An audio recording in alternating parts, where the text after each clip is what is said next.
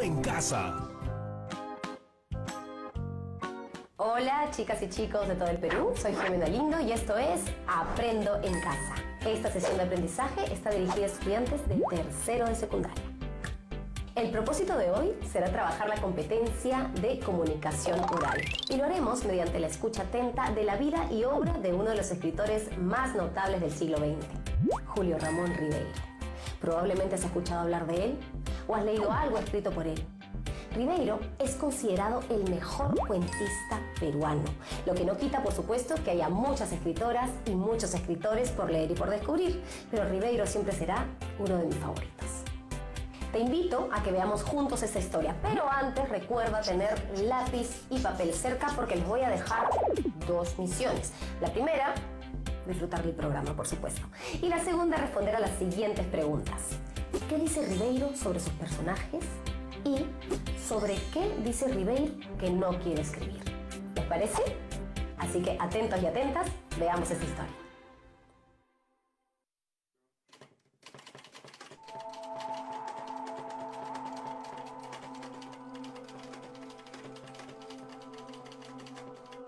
El cuento es un género literario que siempre me ha cautivado. Desde niño, para ser exacto. Y más tarde, al leer a Kafka, Joyce, James, Hemingway y Borges, por citar algunos autores, descubrí nuevas probabilidades y goces en el relato breve. La lógica del absurdo, la habilidad técnica, el arte de lo no dicho, la eficacia del diálogo y la sapiencia y fantasía puestas al servicio de paradojas y parábolas intelectuales. Mis cuentos, al menos así lo creo, son el espejo de mi propia vida, la de un escritor limeño de la segunda mitad del siglo XX, educado en un ambiente de burguesía ilustrada, que vivió muchos años en Europa, que desempeñó más por necesidad que por gusto diversos trabajos y que retornó a su país con la sensación de haber perdido demasiado tiempo. Salvo quizá el empleado en escribir algunos libros, particularmente de cuentos.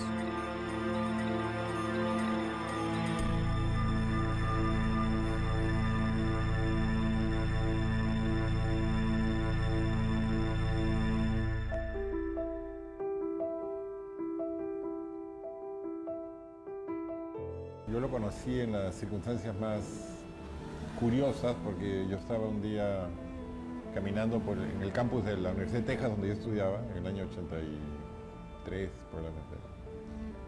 Y un amigo peruano viene y me dice, oye, se acaba de morir Julio Ramón Ribeiro. Entonces yo regresé a mi casa muy compungido, muy triste por la noticia. Escribí un texto sobre la obra de Ribeiro y sobre lo que había significado en nuestra literatura, y lo envié a Lima. En esa época pues no había Facebook, ni internet, las llamadas telefónicas eran muy caras. Entonces lo mandé a una revista en la que yo colaboraba, y de la revista me dijeron, oye, pero no sabemos que ha muerto, ¿no? Entonces me di cuenta que mi amigo se había equivocado, el que había muerto era José Jiménez Borges, y se le había hecho una confusión de nombres y me había dicho que se había muerto Julio Ramón Ribeiro. Entonces, como yo tenía el texto funerario, se me ocurrió que sería interesante mandárselo. Yo no lo conocía, ¿no?, en ese momento. Me contestó con una carta muy cariñosa, muy simpática, muy irónica, diciéndome, bueno, la frase de Mark Twain, ¿no?, las noticias sobre mi muerte son algo exageradas.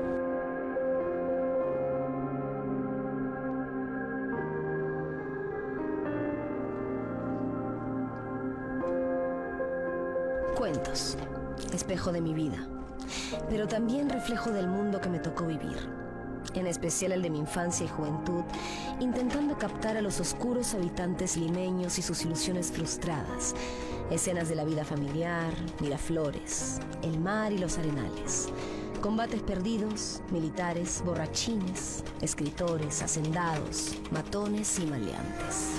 Tarma y Huamanga, pero también Europa y algunas historias salidas solamente de mi fantasía. A eso se reducen mis cuentos.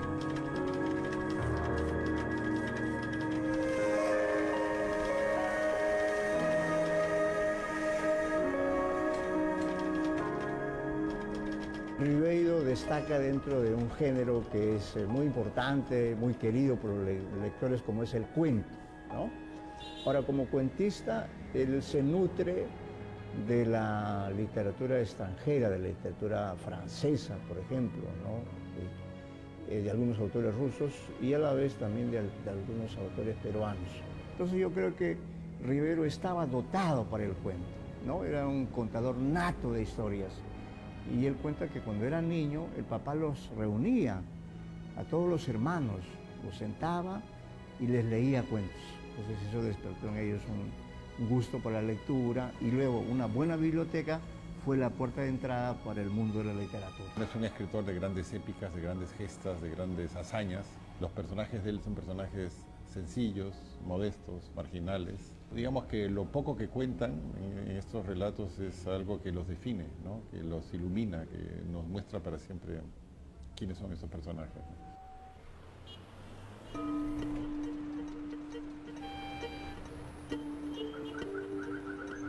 Nunca ocurrió vida más insípida y mediocre que la de Roberto. Se deslizó por el mundo inadvertidamente, como una gota de lluvia en medio de la tormenta, como una nube que navega entre las sombras.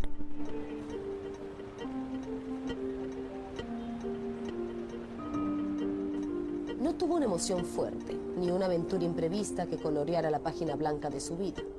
Todo en él fue blando, suave, entregado con mesura, vivido sin contrastes. No fue lo suficientemente bruto para sentir felicidad de no pensar en nada, ni lo bastante inteligente como para sufrir la angustia de saber más. Ni serio ni jocoso, ni bueno ni malo, ni estéril ni imaginativo. Era como el agua tibia, como una sonrisa sin expresión.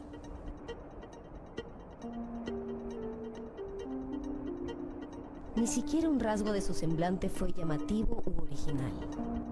De mediana estatura, de complexión delgada, sus ojos carecían de potencia, como una lámpara mal encendida, y su voz era de un tono tan vulgar como corriente era el color de sus cabellos.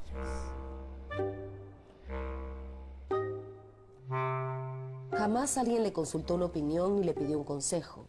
Ni tuvo un amigo más amigo que otros, ni un apodo cariñoso que exagerara alguno de sus rasgos. Nada en él llamaba la atención. Todo en él era gris y normal, sosegado y neutro, limitado y barato. Sus exámenes no fueron brillantes que despertaran envidia, ni desastrosos que produjeran risas. Sus notas eran 13 y 14.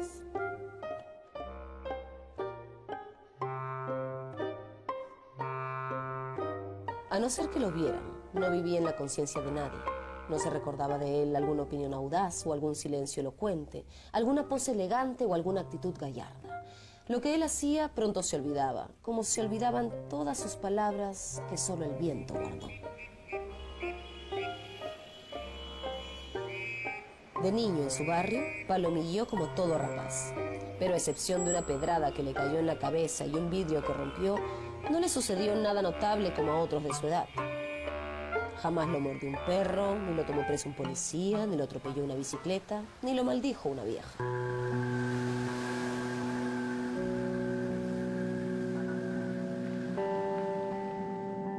La fecha de su nacimiento no coincidió con ninguna conmemoración famosa, ni fue su nombre de pila un nombre original o inaudito, ni tuvo su apellido un rumor rancio de nobleza.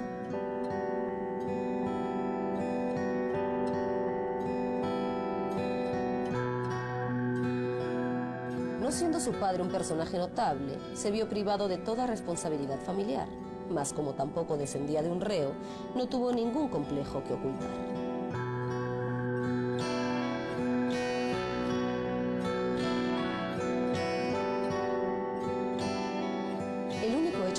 De su vida fue un terminal que agarró en el sorteo de Fiestas Patrias. Obtuvo 500 soles. Era justo que esto sucediera. De lo contrario, su vida habría sido tan absolutamente mediocre que se hubiera convertido en un caso interesante, excepcional de mediocridad, y en consecuencia hubiera dejado de ser mediocre, puesto que ya era interesante. La vida gris es una especie de prospecto, es una especie de anuncio de lo que luego va a ser Ribeiro. Son personajes que viven mejor en la soledad, en la marginalidad, en el fracaso. El fracaso es para ellos un paraíso porque les impide exponerse ante el mundo. Los personajes de Ribeiro, justamente porque son insignificantes o se sienten insignificantes, ¿no? Entonces tienen una cierta limitación para establecer la conversación, establecer diálogo. Le tienen un enorme temor a la luz pública, a la fama, al reconocimiento. No son personajes ambiciosos, aunque sí son disconformes. Y nadie ha fabulado mejor que Ribeiro ese aspecto de la condición humana, ¿no?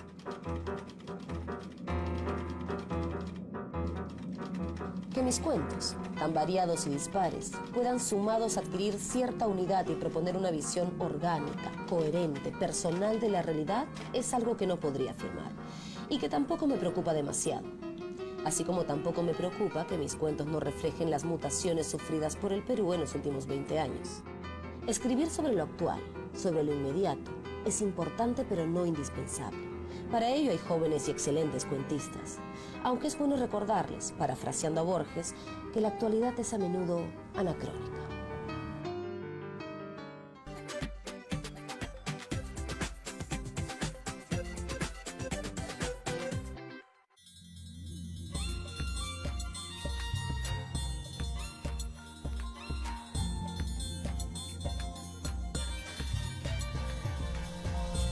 TV Perú. Somos todos.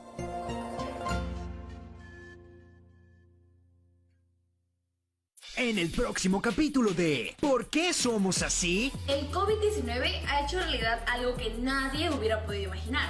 Una ciudad sin tráfico. Pero cuando todo esto pase, ¿volverá el caos a las calles? ¡Maldito tráfico! Yo creo que este es un tiempo que deberíamos usar para reflexionar si queremos volver a esa normalidad. Por eso, si eres de los que odia tanto el tráfico como yo, no te puedes perder el siguiente capítulo. ¿Por qué somos así? Sábado, 5 de la tarde, TV Perú. Yo me quedo en casa. ¿Los momentos son difíciles? Por supuesto que sí. ¿Son complejos? También. Pero la fortaleza nos va a permitir seguir trabajando para que las cifras que hemos dado, las malas, las mejoremos y las buenas las consolidemos. ¿Lo vamos a lograr? Sí lo vamos a lograr. Con más esfuerzo, con más unidad y con más responsabilidad de todos los peruanos.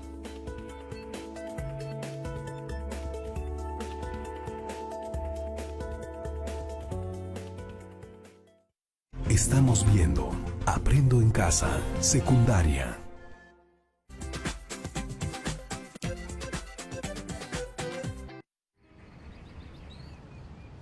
A las 6 de la mañana la ciudad se levanta de puntillas y comienza a dar sus primeros pasos.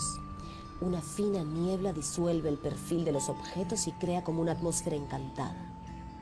Las personas que recorren la ciudad a esta hora parece que están hechas de otra sustancia, que pertenecen a un orden de vida fantasmal. Las beatas se arrastran penosamente hasta desaparecer en los pórticos de las iglesias. Los noctámbulos, macerados por la noche, regresan a sus casas envueltos en sus bufandas y en su melancolía. Los basureros inician por la avenida Pardo su paseo siniestro, armados de escobas y de carretas. A esta hora aparecen los obreros caminando hacia el tranvía, los policías bostezando contra los árboles, los canillitas morados de frío, las sirvientas sacando los cubos de basura. Y a esta hora, por último, como a una misteriosa consigna, aparecen también los gallinazos sin plumas.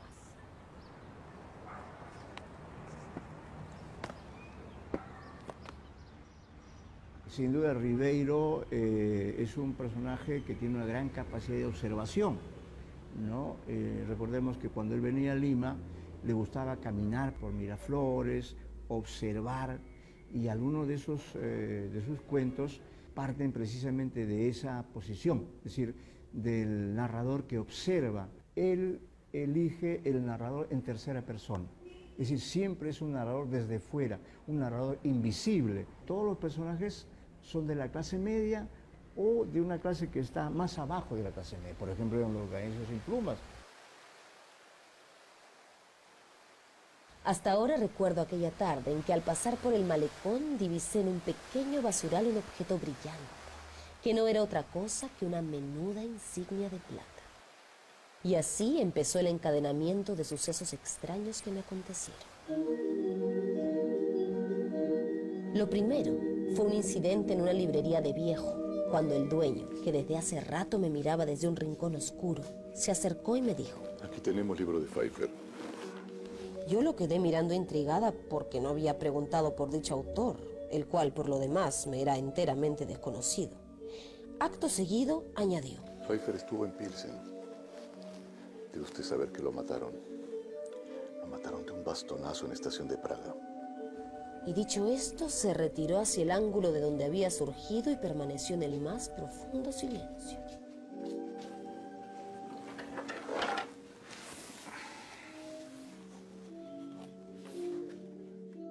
El humor aparece de diferentes formas, es un humor irónico, en forma un poco ya de caricatura, en forma de burla. Lo que ha dicho Ribeiro en ese cuento, que en realidad hemos terminado nosotros siendo menos importantes que nuestros objetos.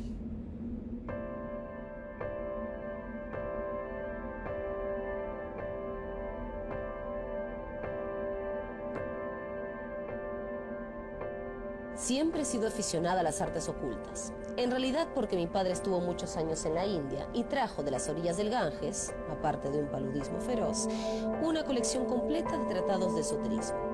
En uno de estos libros leí una vez una fórmula cerrada que no he podido olvidar.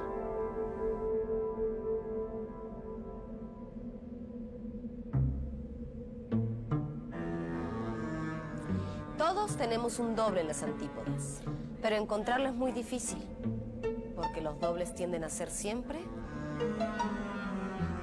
el movimiento contrario. Con el tiempo, la idea del doble se me empezó a ser obsesiva.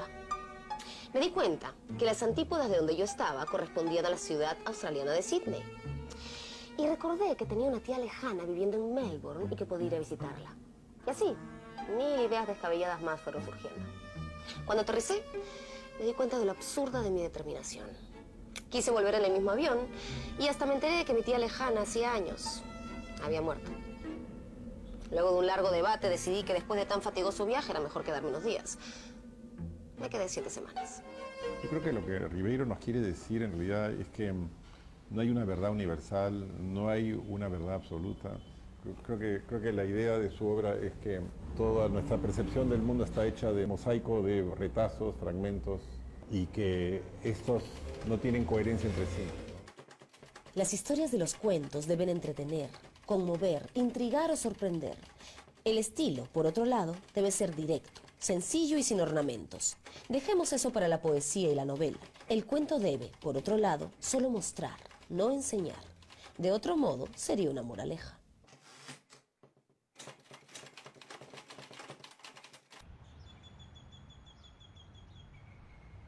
A los 10 años, yo era el monarca de las azoteas y gobernaba pacíficamente mi reino de objetos destruidos.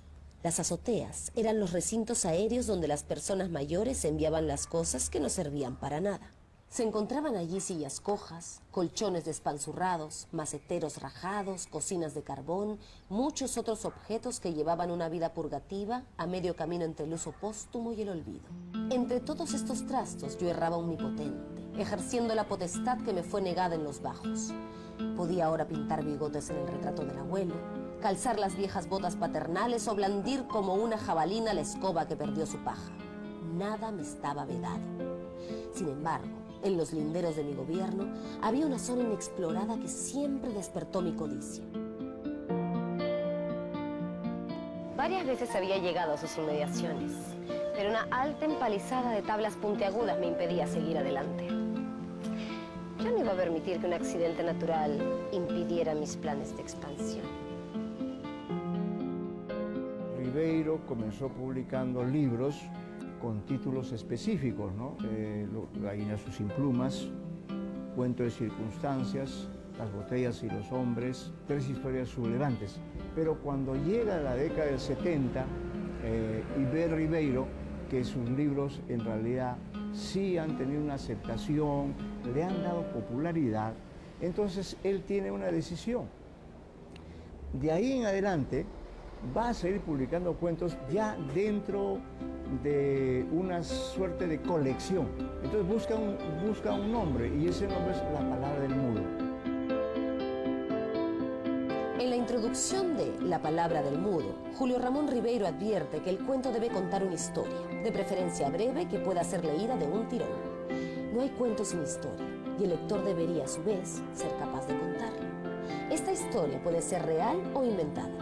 Si es real, debe parecer inventada, y si es inventada, real.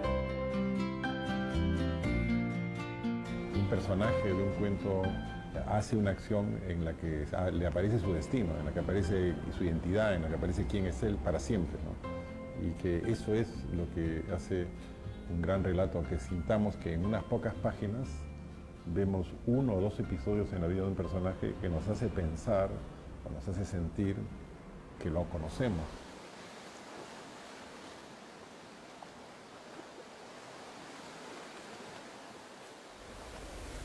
Nosotros somos como liguerilla, como esa planta salvaje que brota y se multiplica en los lugares más amargos y áridos.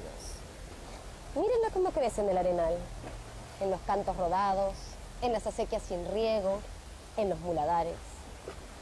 Ella no le pide permiso a nadie, solo un pedazo para sobrevivir. No le dan tregua ni el sol, ni la sal de los vientos de los mares, la pisan hombres y tractores y ella sigue creciendo, alimentándose de piedras y de basura. Por eso digo que somos como liguerilla. Nosotros, la gente de pueblo. Allí donde un hombre de la costa ve una higuerilla, hace su casa, porque sabe que allí podrá también él vivir.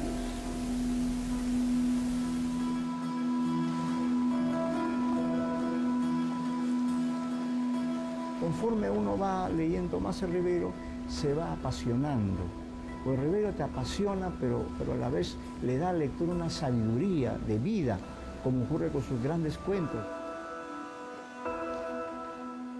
A pesar de ser Sambo y de llamarse López, quería parecerse cada vez menos a un zaguero de la Alianza Lima y más a un gringo de Filadelfia.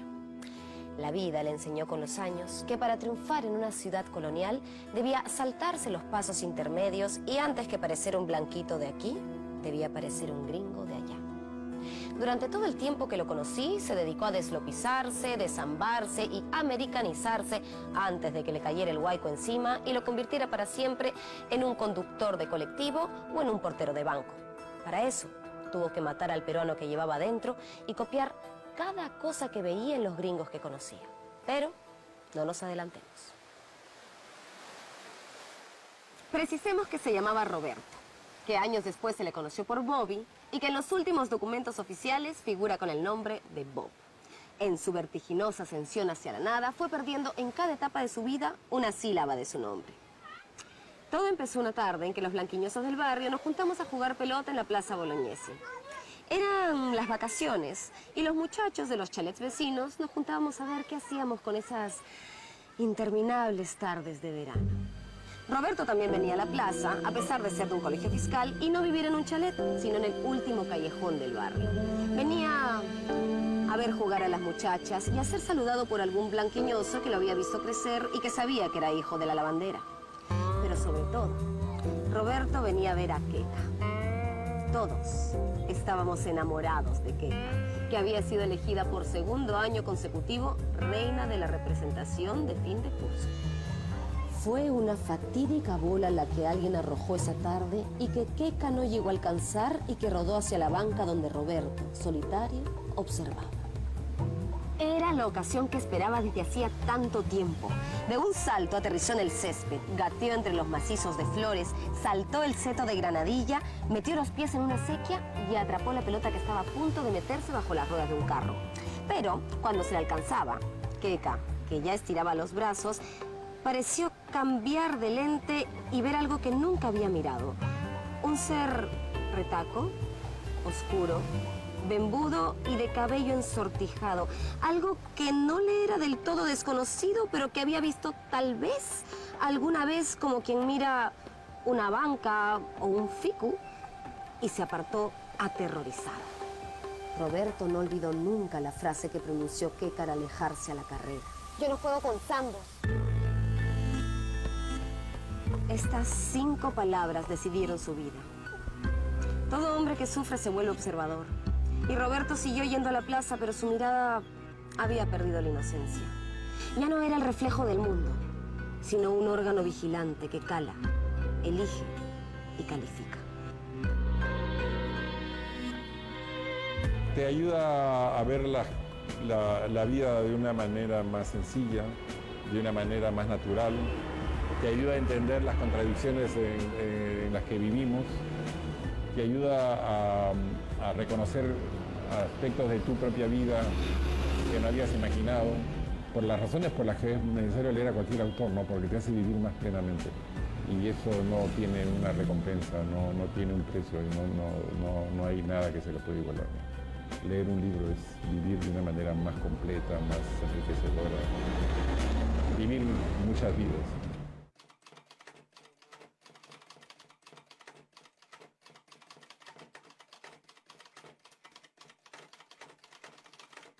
El cuento admite todas las técnicas y los personajes deberán tomar decisiones que pongan en juego su destino.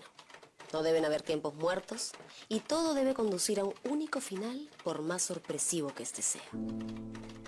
Y si quieren saber un poco más sobre la vida y obra del escritor peruano Julio Ramón Ribeiro, no dejen de ver nuestro siguiente episodio de Historias de Papel, donde leeremos lo tentador que puede ser el fracaso, sobre todo para fumadores.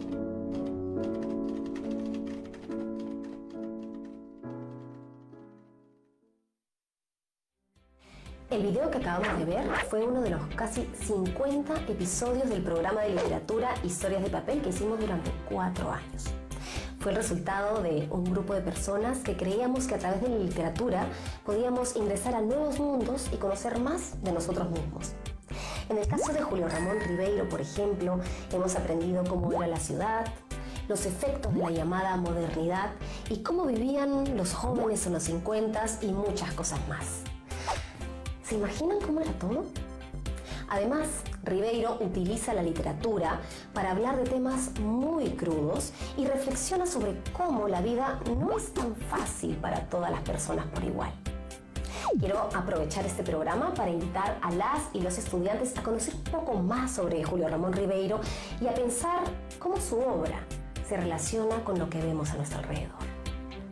Y por eso ahora les propongo el reto del programa. Es volver a leer algunos de los cuentos que trabajamos en el video, es decir, Los gallinazos sin plumas, Alienación o La insignia, y transformar esta historia en una historieta o cómic. ¿Por qué creen que Julio Ramón Ribeiro llamó a su libro La palabra del mudo y lean sus cuentos? Guardarás todos tus trabajos en un portafolio, el cual será la evidencia de tus aprendizajes. Bueno, esto ha sido todo por hoy. Nos vemos en otra edición de Aprendo en Casa. Chao.